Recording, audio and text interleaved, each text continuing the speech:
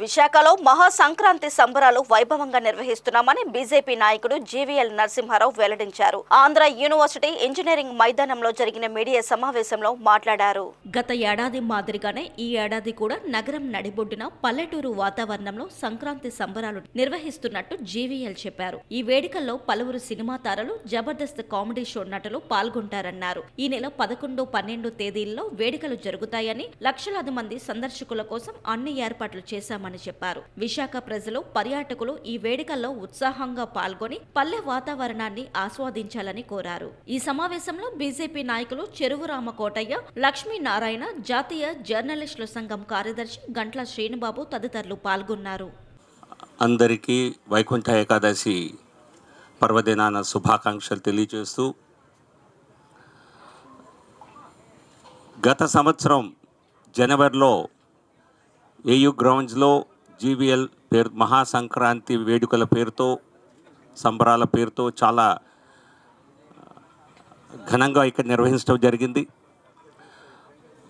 దాదాపు లక్షల సంఖ్యలో విశాఖ వాసులు, చుట్టుపక్కల జిల్లా, ఉత్తరాంధ్ర జిల్లా వాసులు అనేక మంది వచ్చి ఈ మహాసంక్రాంతి సంబరాల్లో పాల్గొని చాలా ఒక మంచి ఫీడ్బ్యాక్ ఇవ్వటం జరిగింది. ఒక చక్కటి పల్లె వాతావరణం ఇక్కడ మనం నిర్మించి అందులో సంప్రదాయాల్ని, జానపద కళల్ని, వాటన్నిటినీ ఇక్కడ ప్రజెంట్ చేయటమే కాకుండా భోగి పండ్ల వేడుకని అత్యద్భుతంగా, బహుశా దశాబ్దాల తర్వాత అటువంటి వేడుక ఇక్కడ చూసామని చాలామంది చెప్పారు.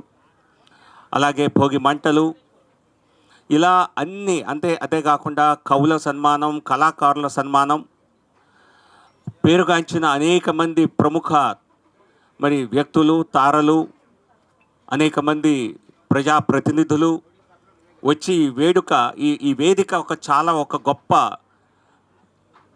ఒక పండుగ వాతావరణంలో, సంక్రాంతి పండుగ ఇక్కడే అత్యద్భుతంగా జరిగింది అన్నట్లుగా అనిపించిన తరుణంలో అనేక మంది నాకు కొద్ది వారాలుగా, కొద్ది నెలలుగా ఈ సంవత్సరం కూడా వేడుకలు చేస్తారా, సంబరాలు చేస్తారా సంక్రాంతికి సంబంధించి అని అడిగిన తరుణంలో తప్పనిసరిగా ఇంతమందికి ఆనందాన్ని ఇచ్చేటువంటి అవకాశం గతంలో నాకు లభించింది కనుక ఈ సంవత్సరం కూడా అదే స్థాయిలో, అంతకు మించి కూడా, ఎందుకంటే గత అనుభవ రీత్యా ఇంకా చక్కగా నిర్వహించాలి అన్నటువంటి ఒక సంకల్పంతో ఈసారి కూడా ఈ కార్యక్రమాన్ని, మహాసంక్రాంతి వేడుకల కార్యక్రమాన్ని చేయటం జరుగుతోంది.